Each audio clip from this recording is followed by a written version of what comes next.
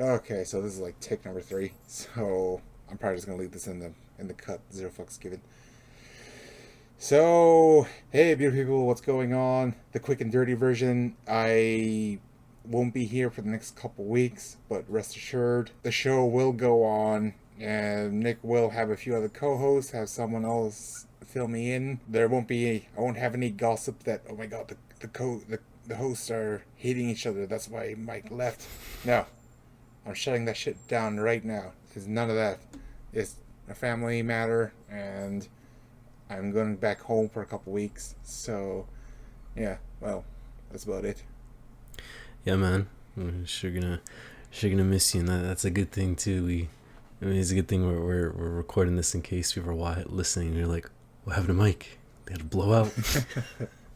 You deep into the res. We get into 15 episodes in, and we're already being big divas with each other. Oh, Jesus. You know, the sad reality is some YouTube channels do end up like that way. Like, at first they start off really good friends, but because fame and everything else just got to them, they end up don't liking each other, but they keep going with the show because that's their livelihood. Yeah. Oh man, that's crazy. That's crazy that happens. But yeah, no worries, man. We're gonna keep the fort hold down over here while you tend to your family matters, and definitely sending off some good prayers and thoughts to you. And yeah, we're gonna keep the show keeping on. Keeping on. So I'll be back in a couple weeks. 2, maybe 3 at the latest. It really depends on what's going on up there. So, but anyways, I'll be back. I promise you all that. So we wanted to give you an update just so the next review you guys hear is not me, it's someone else. It's fine. Yeah. Chill. Calm your shit. So, hey, beautiful people, what's going on? How's it going? How are you all doing on this fine, what is it, Saturday? Yeah, Saturday. I'm one of your hosts, Mike. And I'm Nick Dangeli, and welcome to the Doesn't Make the Cut podcast. We're an Indigenous film TV review podcast that you can only watch on YouTube, listen on Spotify, and the other audio realms where you listen to your podcast. We'd like to acknowledge we're bringing this podcast to you from the traditional unceded Coast Salish territory of the Musqueam, Squamish, and Tsleil-Waututh nations, what is known as Vancouver. We raise our hands and thank our Coast Salish relatives for allowing us to live, work, and podcast in their traditional territory. If you think we are worthy and if you guys enjoy our content, please like, please comment, share, subscribe. Well, without further ado, let's go balls deep into episode 5. Obviously, there's gonna be spoilers because at this point we're pretty sure everyone's watching. So, oh man, well, what are your thoughts on Obi-Wan Kenobi episode 5? My thoughts so far. So I have the suspicion that this was Deborah Chow's original vision, and which is a shame because if this was saved from her original draft, then and if this was the original content that she had in mind, then all I'm gonna say is piss off Lucasfilms, let the creators do the creative work, because this was awesome. Does it excuse some of the other faults that the rest of the previous episodes had? Absolutely not. But safe to say that I am a little more excited for the, unfortunately, series finale. Yes. Oh my goodness, man. Like this is exactly what we've wanted. Like viewers, and this is, you're absolutely right. I do feel like it was the close to original vision that Deborah Chow had wanted for this series, and without any like Disney or with Lucas film, anything like that involvement. Like this truly felt like the closest thing that we would get to what could have been the entire series. Like, the entire series has been pretty good so far. Yeah, there were some minor hiccups. There's some character questionabilities, but overall, like, this episode delivered so much just greatness, man. Like, this is, dude, we started off this episode in the freaking prequels, man. Pre-Clone Wars, dude. Absolutely. There was a training sequence, which this training sequence is actually a bit of a parallelism between the past and now, where Obi-Wan is just biding his time. He knows how Anakin is, and he knows how impatient and brash he can be, so he's using that against him. So there's a reason why that in Clone Wars he is a very dangerous general to fight against, because he uses a lot of deception. He likes to talk, thus the negotiator term that he's received in the Clone Wars. And that being said, the de-aging process, it wasn't half bad. Like, it was actually pretty good. The Anakin here, like, it's funny, like, Obi-Wan looks good, but Anakin, I can tell he's not as young as he was 20 years ago. Yeah. Yeah, no, that's true. That's true. They did their best, and I was quite shocked they went that far into their the flashback, which I thought was pretty cool. Like, Anakin still had both of his hands, his little braid thing. So yeah, I thought that was a really nice parallel to what in the story of their current timeline, and reflecting back into the training session, and how both Anakin and Obi-Wan still have that Force connection through all these years. And you're right, the de-aging, seeing Ewan back in his mullet. Yeah, it was so trippy, and it was something that I wish we had more of throughout this series. But what we got in this one was really damn good. It was good. Like, there's a few moments where I was like, "That's Obi-Wan. That's exactly what he'll do." But there's still some flaws. Before I want to talk about my favorite parts, I want to get the nasty bits out of the way. So, when the Empire break into this base, this hangar, whatever they're in, some of the blocking and some of the I guess choreography did look just a little bit clumsy, but considering that it is a TV show and doesn't have the same caliber of quality as a multi-million-dollar movie, I can excuse it. But considering that the bar was already set pretty damn high with Mandalorian, I would have liked to see just a little more direction from all the extras, or even the camera work here. There's a few other things, but what are your thoughts, Nick? No, fair enough. I can definitely see that, and that's kind of been the that's kind of been the swan song of the whole series, man. Just odd camera choices and some interesting background work going on. So that's probably just something throughout the entire series as a whole that they've I guess they could have worked on a bit. But you're right, like when it comes to TV series, like nowadays we're starting to see a lot more production value. You're right, I think with the likes of like Mandalorian, even go dating back to like something like Game of Thrones, where you have these big budget shows, and especially a lot nowadays where they're putting in so much. I mean, we got that Lord of the Rings series coming out that I know they dropped a shit ton of money for that. So it's nice that there's some good production value going on, but it's also noticeable when there's not as much production value going on into it. It makes it just a little bit noticeable. But I'm trying to think of anything that I wasn't a fan of in this episode. Frankly, there quite wasn't. I was really in awe throughout start to end. I guess this is not really anything to do with the question, but my big question though is, so before all the refugees left in the ship towards the end, I wonder who was riding the spaceship before they left, when Vader did that freaking badass freaking some like Force Unleashed shit. I just wonder who was riding that. It might have been automated.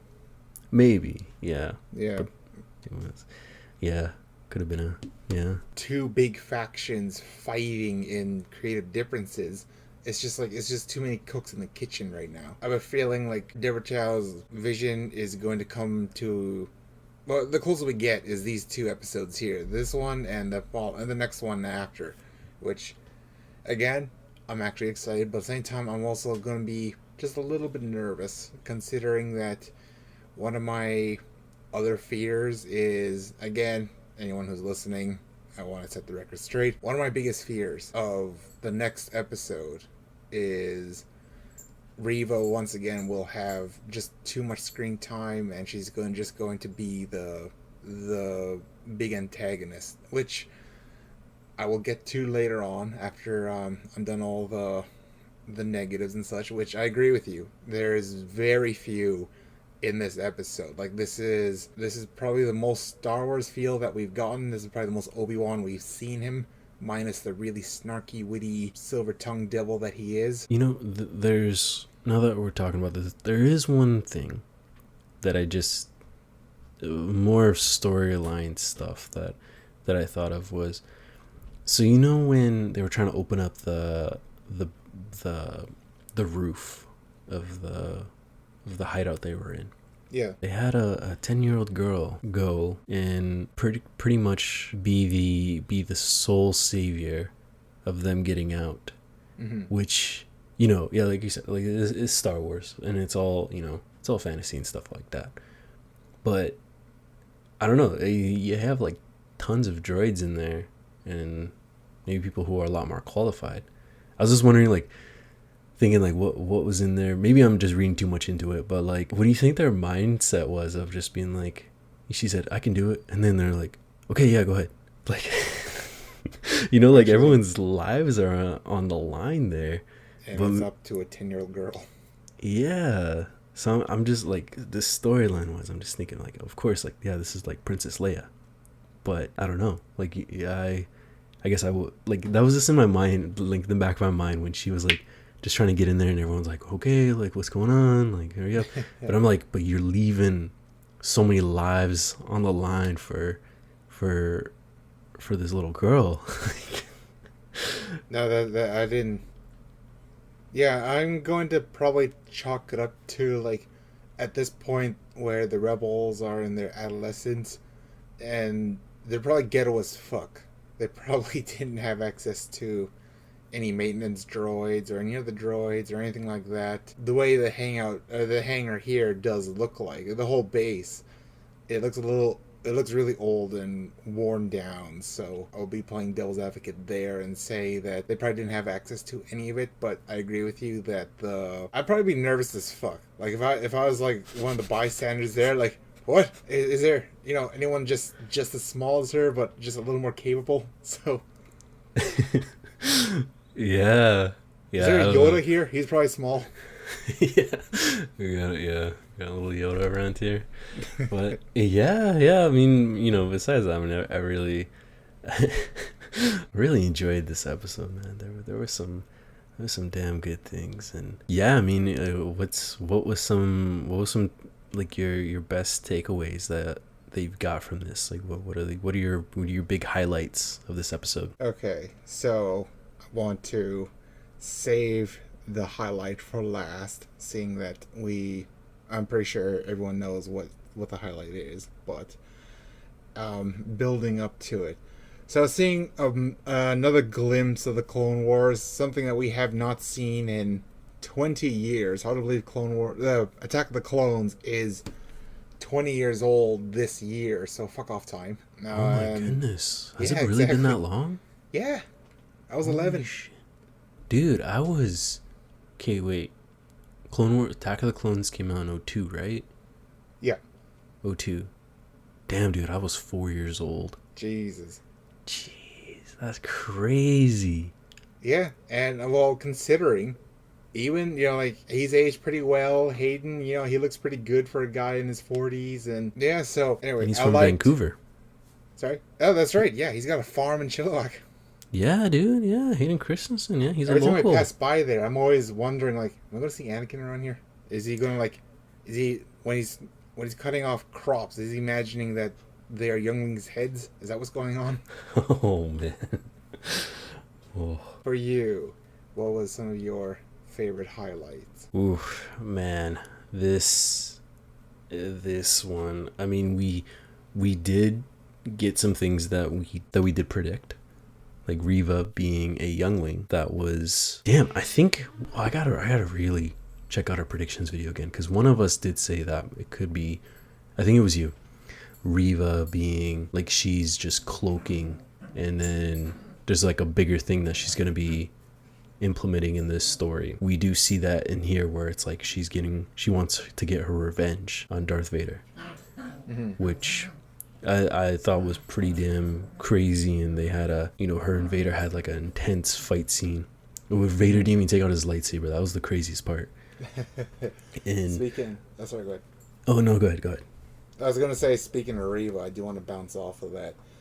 Another thing I actually liked was actually some of Reva's acting. Like when Obi-Wan and Reva were talking from door, and she's talking about what was going on, and right here, I'm like, okay, you can actually prove that you can act, and because I'm actually moved by what you're saying. I'm actually feeling your agony of reliving this very traumatic event. It's just a shame that, she didn't add that nuance to her previous scenes. And I'm not going to completely blame her on this one. I'm going to blame some of the writing where she just goes in like 11 to 12 out of 10, like her first instinct is to just punch.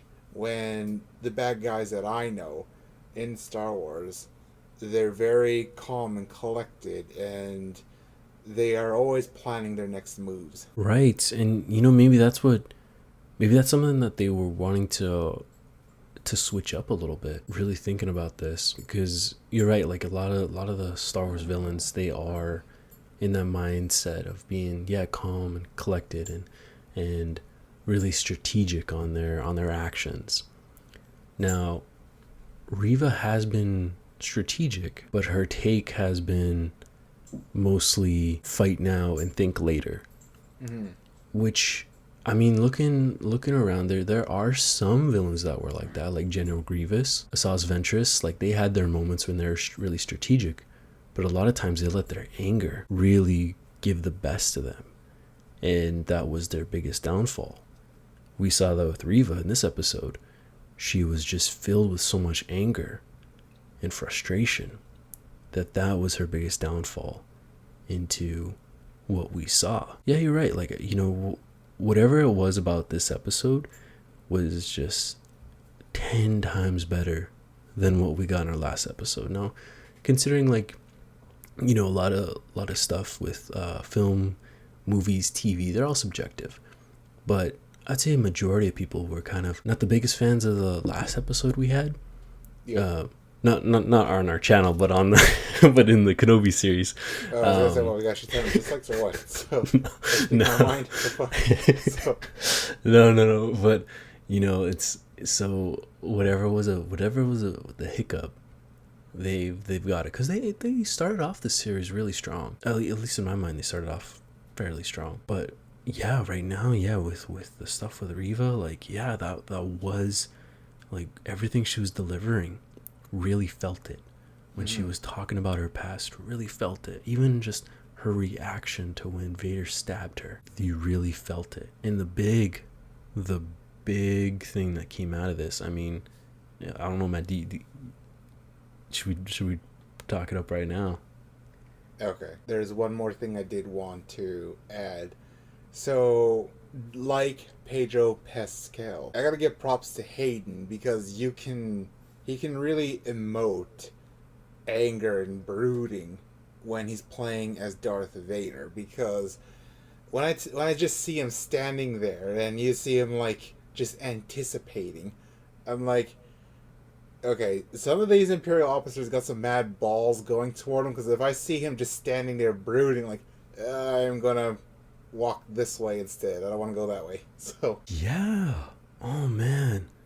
I wish they could brought Hayden back a long time ago, man, because, dude, like, him as Vader is pretty intimidating, and he's you know, what we shared in the past, like he's in prime Vader mode right now. Like he is vicious. I mean, we see him in this episode when he's like not just walking, you know, like the Vader strut, but like he is literally like, he's fast paced. That's an intimidating Vader, man. Because we saw in the last episode too, when he saw Reva and he like force choked her. But in this one, oh man, like he doesn't have to say a word, and that really speaks on, you know, the actors themselves, of when you can just feel the energy and have the essence of what you're trying to bring without having to show your face, without having to see who it is underneath the mask or the helmet. You can really just feel their presence. I mean, yeah, that happened with Vader. Like the biggest characters in Star Wars, Vader, Boba Fett, Mandalorian, these guys don't have to say much. It's all about their presence and the energy that they're delivering. And that's huge props to who's underneath that as well. Exactly. So, Hayden, it's such a shame that this is potentially only one season. I don't know. Time will tell. Like apparently, the execs are really looking at the numbers and they're seeing like, yeah, they're getting a lot of money right now. So I hope this is season 2. Well, I guess we'll know in a month or two, or maybe a couple months. So we'll get confirmation, I'm sure. That being said, the best part of the show, which I'm pretty sure this is universal, something that everyone has been dying to see. Darth Vader having zero fucks to give, and Darth Vader, this scene probably rivaled the Rogue One's scene where Vader is just going ballistic on the rebels. Yes. Oh my goodness, man. My goodness. Dude. You know, the sad part is he wasn't even trying. Like he was just toying with Reva. So like I saw Reva trying to trying to fight Darth Vader, but I'm like, Reva, you don't stand a chance. Like not a chance in hell. You're gonna get your ass kicked. Yeah. You know, and taken back to the training montage that, you know, that were, or the training flashbacks, I mean, that we were seeing when Obi-Wan literally did the same move to Anakin. And the fact that he did that to Reva, I was like, dang. Yeah. Oh, man. That, when Vader went full on Force Unleashed, dude, that was insane. And you're right, like the fact that it didn't even look like he was trying. He is so damn powerful that I always feel like we always forget how powerful he really is. It is insane, dude. It is insane. And it really does show like how equally powerful, mind you, Anakin at the time was still not as experienced, but it really does show like there's a reason why Obi-Wan was very few people who could beat Anakin and General Grievous as well. So, but that being said, it makes me wonder, like, what would a rematch with Mace Windu and Darth Vader look like? Ooh, yeah, you know, if there was a bit more of a fight to it, because Anakin kind of got the jump on him. We did, yeah. So, because I know, like, Mace Windu is a very dangerous fighter as well. But anyway, sorry, we're getting off track here. No. I guess you're right. But you know, just taking a bit back to when you were talking about the possibilities of a season 2. I mean, this is something that of what we were predicting in our first predictions episode of this, like jumping certain timelines. Mm-hmm. But throughout the majority of this season, it's been pretty linear on what we've been seeing. From the looks of it, looks like it's only been like maybe a few days, maybe a week at the most. Yeah, I'd say that's the rough timeline. Yeah, so this all depends on what's going to be happening in this season finale, of how far are they going to be after we finish up this current storyline. Is if there is going to be a bit of a jump. But even if there is, we didn't really see a whole lot that you can that you can really expand. If now this is keeping in mind that if this is what they want to do, like you're right, like seeing the numbers, the fan reaction of bringing characters back and adding new characters, that this could be something that they can add more to for future lines. You can bring back a Mace Windu. I mean, hopefully Sam Jackson will be up for it. You can bring back having Darth Maul live action. I mean, we had that set up in the Han Solo movie. There is a possibility that they could maybe get another 2 seasons out of this, if that's what they see for their vision. I'd say that they'd be idiots if they made a confirmation like, well, we had fun with making Obi-Wan Kenobi, we wanted to focus on other projects, and like, what, Andor? One of the most boring Star Wars characters I've ever seen, so... I don't know. We'll see how the Andor one. I'm very intrigued on that one. I'm very intrigued. It's going to be 12 episodes. Is there? It's going to be one of the longest series. Oh, wow. Jesus. So they might have they have a lot to say about that one. So that's 3 months of content. All right, so Darth Vader being an absolute badass, and so if the final confrontation between Darth Vader and Obi-Wan is just going to be just as awesome to see as this, I am going to be one excited fanboy on Wednesday morning. But that being said, considering the previous episode's track record, I am going to temper expectations. I'm going to be cautiously optimistic, which is kind of sad that, like, that's what this show does have effect on me, where I'm like, I want to be excited for the next episode, but unfortunately, there's just a part of me that's just like, it's not what it should be.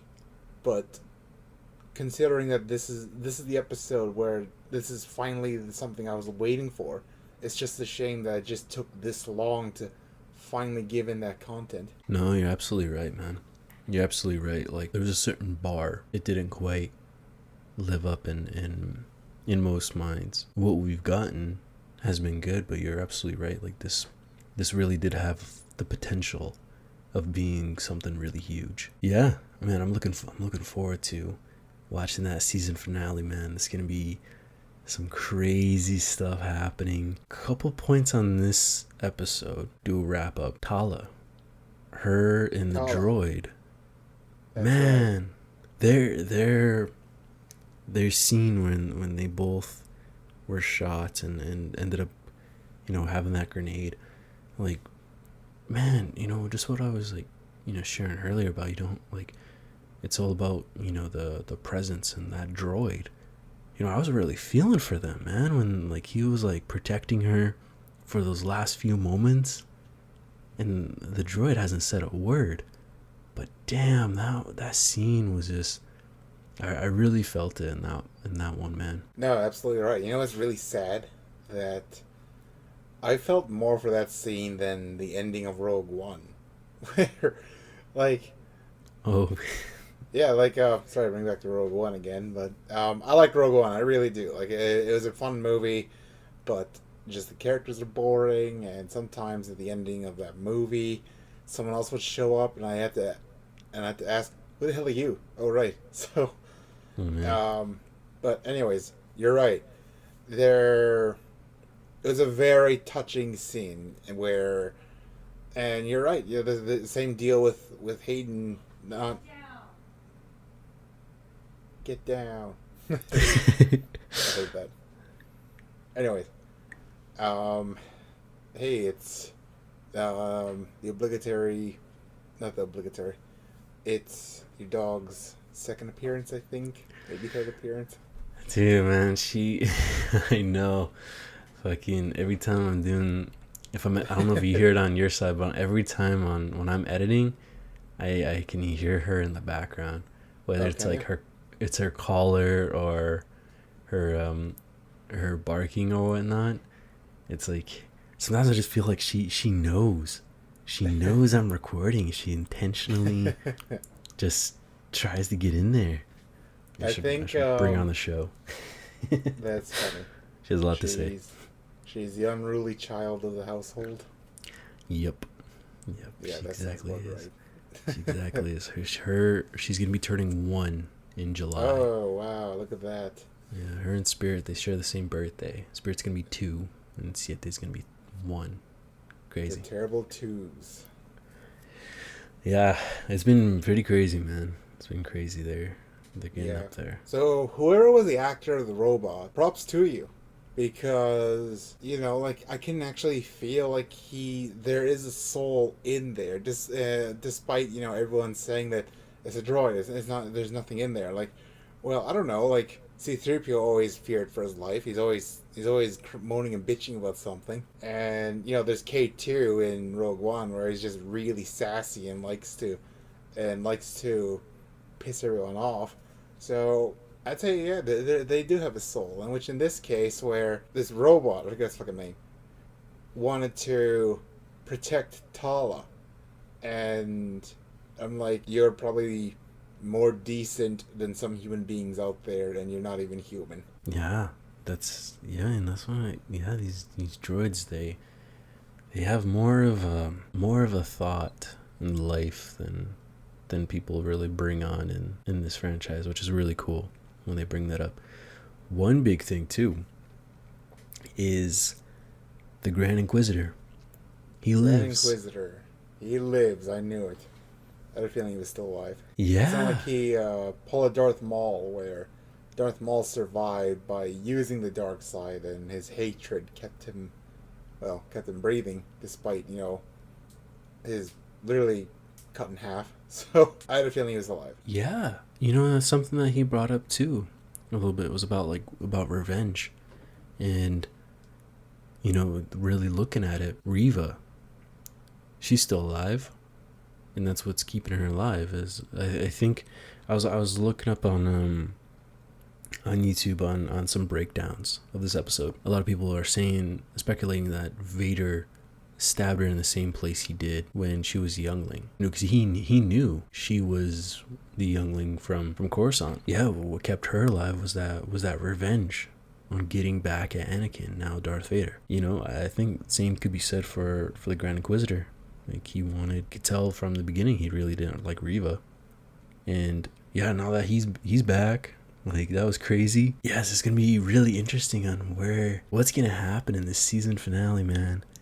Like, there was just so much goodness out of this, and yeah, man, just excited for the season finale. Same here, man. Final thoughts of the episode. Is it a rough cut? Is it a fine cut? No.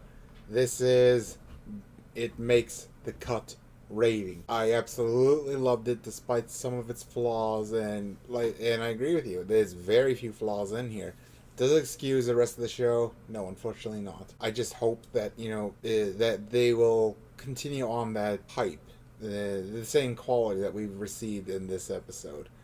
And as of right now, Saturday, the 18th, I can't wait for Wednesday morning when I watch it with Squirrel. Yes. Oh my goodness. It definitely makes the cut.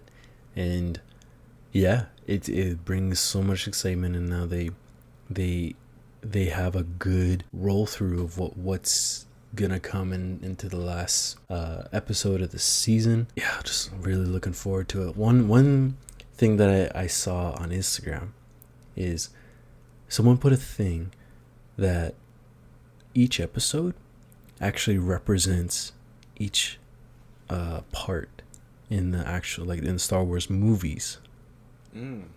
Because this is a 6-episode series.